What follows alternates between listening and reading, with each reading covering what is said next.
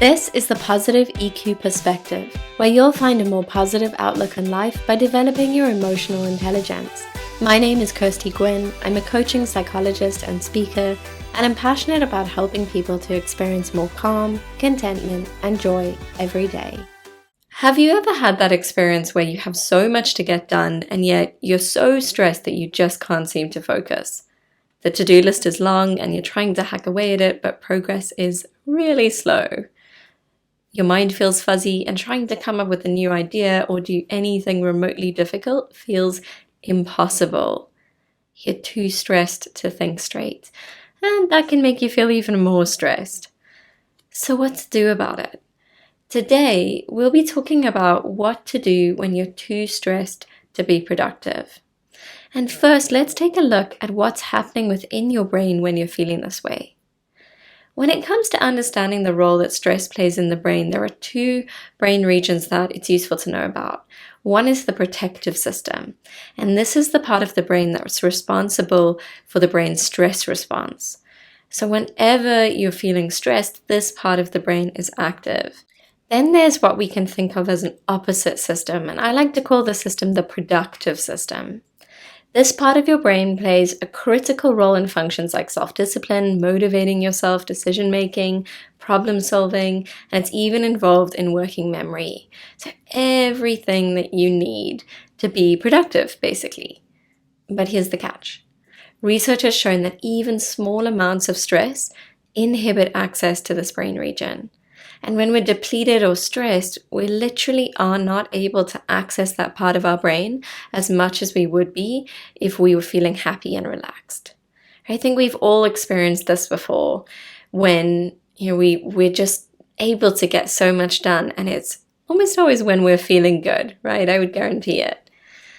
And why I think it's important to be aware of this relationship between stress and the productive system is that so often we try to keep going when we're stressed. We try to force ourselves to think clearly or to be creative, but this strategy is far from effective. In fact, if we think about it, we end up using more precious brain resources, and we end up even more depleted and stressed, which then means we have even less access to the productive system of our brain, and we're not able to get the work that we need to get done. If we try to continue working in this state, we'll find that we won't get much done, or that we'll work really slowly, and we certainly won't be able to do our best work. So by now you're probably wondering, okay, Kirsty, tell me what I can do to open up those brain pathways so that I can be more productive. And what we want to think about here is completely shifting focus for a while. When stress is the reason that we can't think clearly, the only truly effective solution is to relieve stress. But you may feel like you have no time to do that. Keep in mind that although it may feel really uncomfortable to step away from your work for a while, the aim is not to spend more time at your desk in terms of hours. I think we can sometimes fall into the trap of thinking the longer amount of minutes or hours that I spend focusing on a task, the more productive I'm going to be.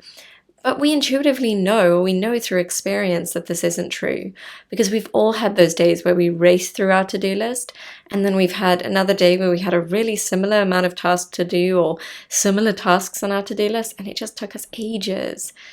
And we know that, well, when I'm stressed, I'm really not getting a lot done. I'm working really slowly. I'm not working as effectively. So we need to kind of relinquish this idea that productivity can be measured in terms of hours and open ourselves up to the idea of being able to work more quickly and get more done in less time. And so that's what I want you to keep in mind. If we're stepping away to relieve stress, we might feel that voice come up of, oh, am I wasting time? Shouldn't I be focusing on the task? But we are realizing that this is in service of being able to access a higher level of productivity, where actually you're able to work more quickly, right, and get more done in a shorter space of time.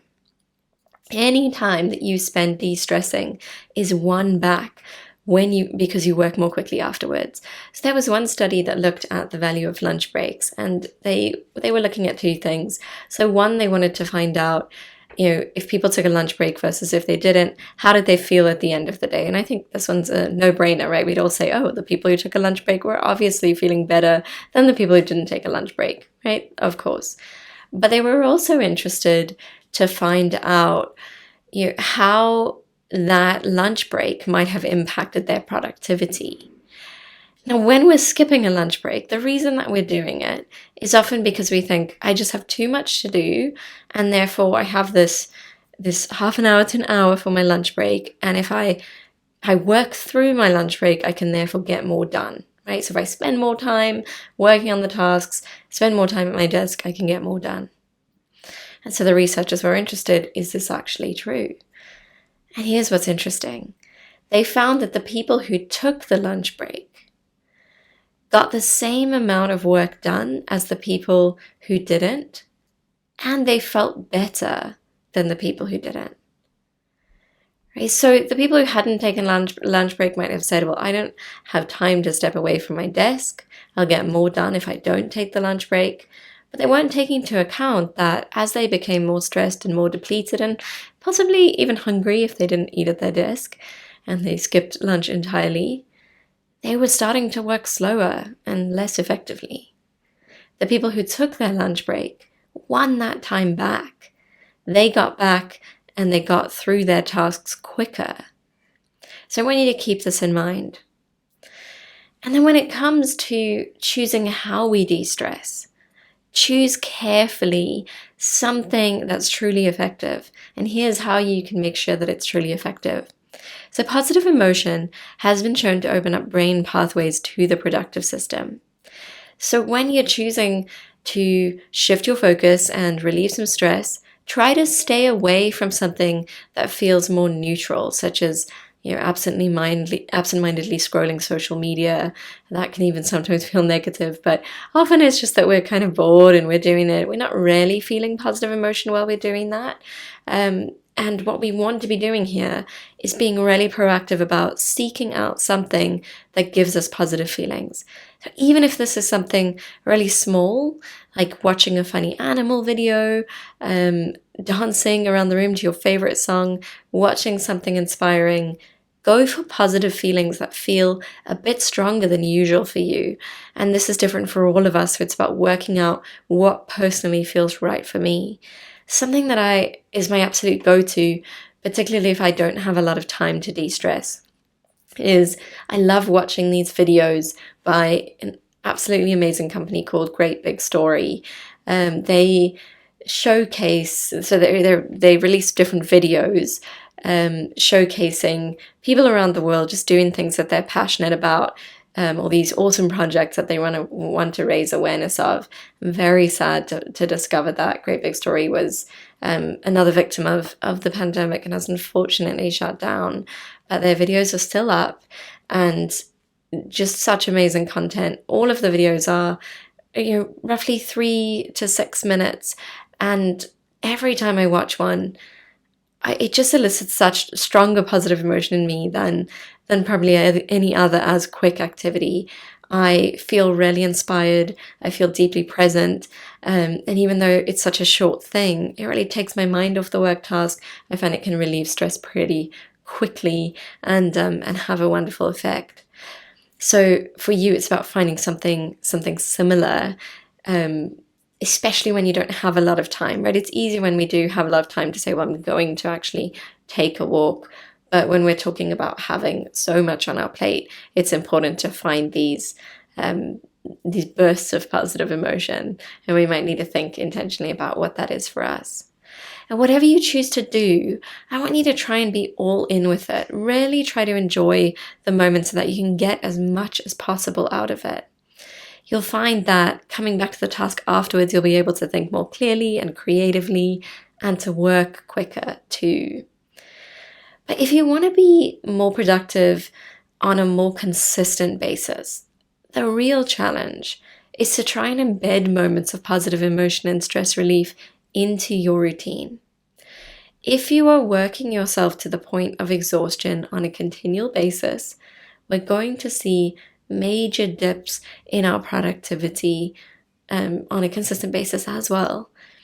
And something that I that can be particularly useful for this is to try to work in 90-minute chunks, right? So there's evidence that suggests that this can really help our focus and concentration. It's really exhausting for the brain if we try to focus for longer than 90 minutes. And it's also really exhausting for the brain if we are constantly task switching. So if we're trying to work on something and then an email comes through and we switch to that and then we go back to the task, right? So trying to just remain focused on one thing for 90 minutes. And in between each 90-minute chunk, doing something that either calms you or brings you joy.